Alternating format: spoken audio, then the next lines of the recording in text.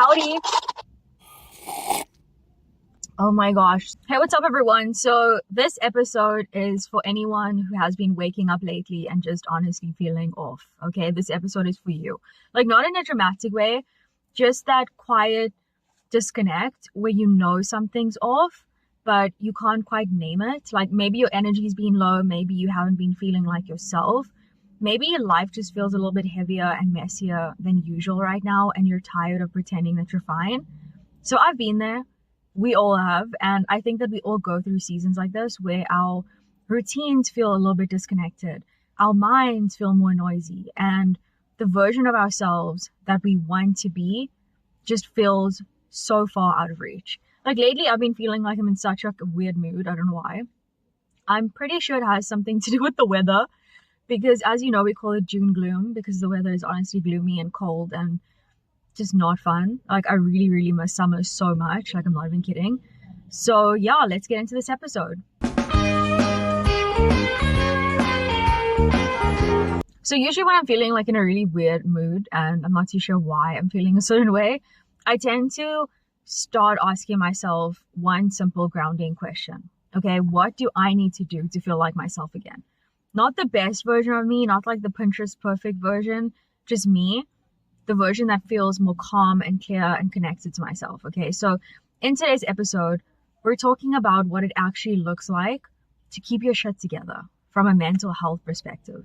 Not in a hustle mindset, not in a fix yourself energy, just a simple, real way, okay, that can help you regulate your nervous system, bring you back to center, and help you feel a little bit more grounded and a lot more like you.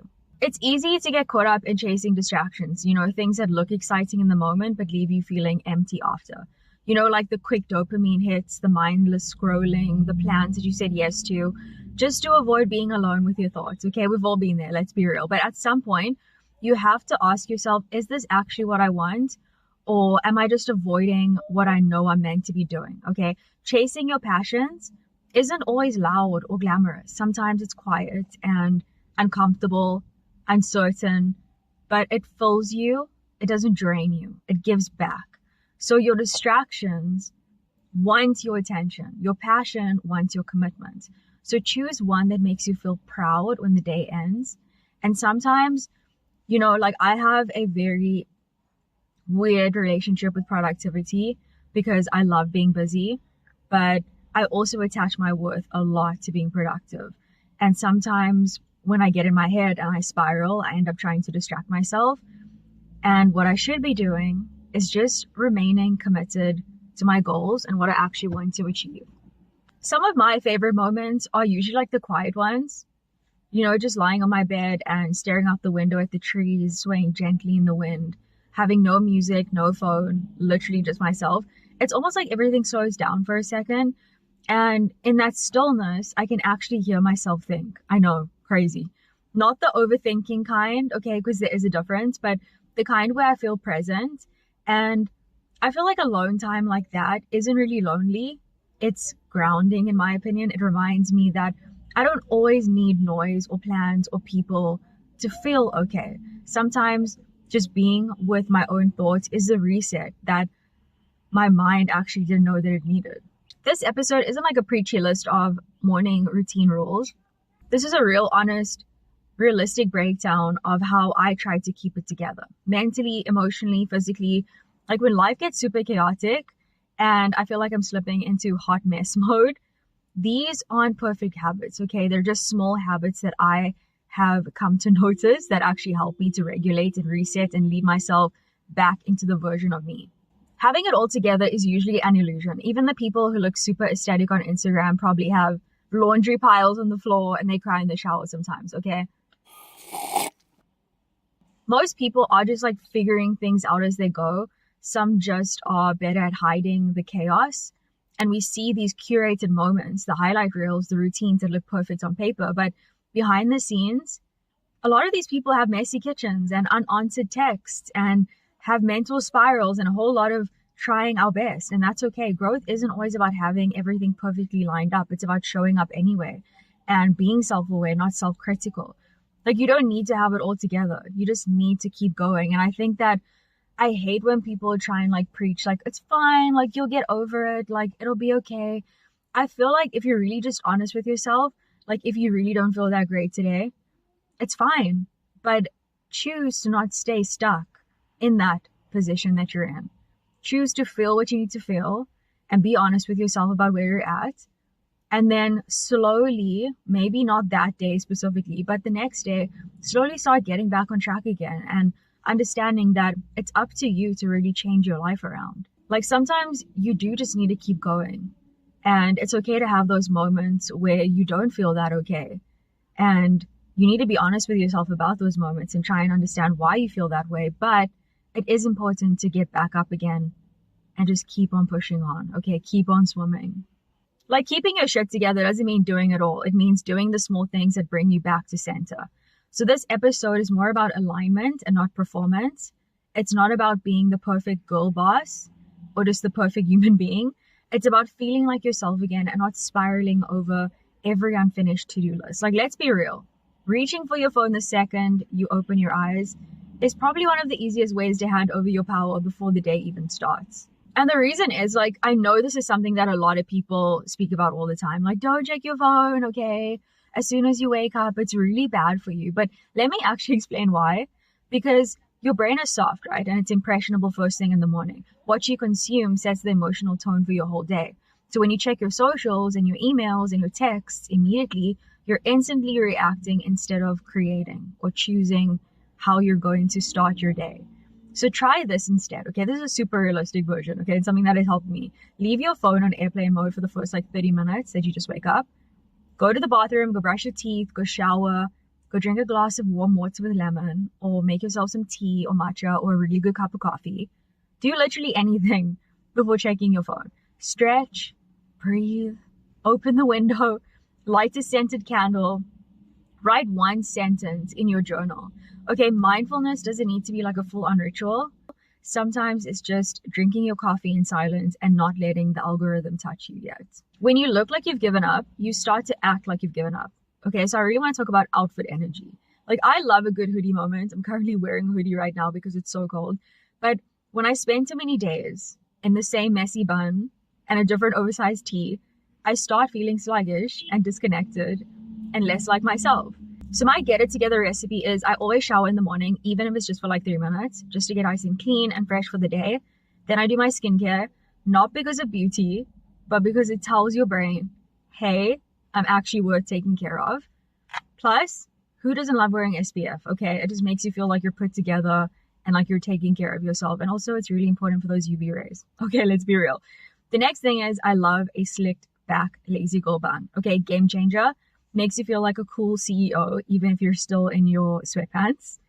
So a fresh outfit, it can still be very comfortable, just clean and intentional. Like, I could actually go to the grocery store right now and wear this outfit and still feel cute. Like, that type of energy. It's not really about aesthetics. It's about energy and identity. And it's telling yourself that I'm someone who shows up today. When your apartment, for example, starts feeling stale and the walls are closing in, change your scenery. Go to a cafe, okay? And that's something that I like to do at least once a week. I love going down to one of my favorite coffee shops and I'll go chill there with my laptop, put my headphones in, order a matcha, and then I'll just work there for 2 to 3 hours. And when you're surrounded by people who are also working, it kind of weirdly holds you accountable. It sort of breaks up that same cycle of working in the same space every day and shifts your energy in a way. New sounds, new smells, new visuals, new people, fresh mental stimulation. It doesn't have to be fancy. Just try a different location, okay? Where you can romanticize your day a little bit, okay? Bring your laptop, your notebook, a book, whatever makes you feel in your element and like you're living your best life. Think about it. When you're online constantly, you start to live in your head. Everything feels like you're living in a loop. What you post, what they're doing, how you compare, what you should be doing. It's like your brain never gets to just be. You're consuming so much that you forget to check in with yourself. You stop noticing how you actually feel because you're too busy watching everyone else live their lives in curated squares. Sometimes the most healing thing you can do is just log off, go touch some grass, stare at the sky, and remember that there's a whole world outside of your screen. One where no one is watching, and you can sort of just be yourself and just exist. And one of my non-negotiables every single week is I will wake up super early and I will go down to the beach and I will just go for a walk and I'll go stare at the waves. And then what I'll do is I'll go grab a matcha or a coffee, and then I'll come home, write to my journal, read like 2 to 3 pages of one of my books, and then I'll sit at my desk and start my workday. And that's something that I've really tried to keep doing because it's something that's helped me mentally. It makes me feel like I'm actually living, not just surviving.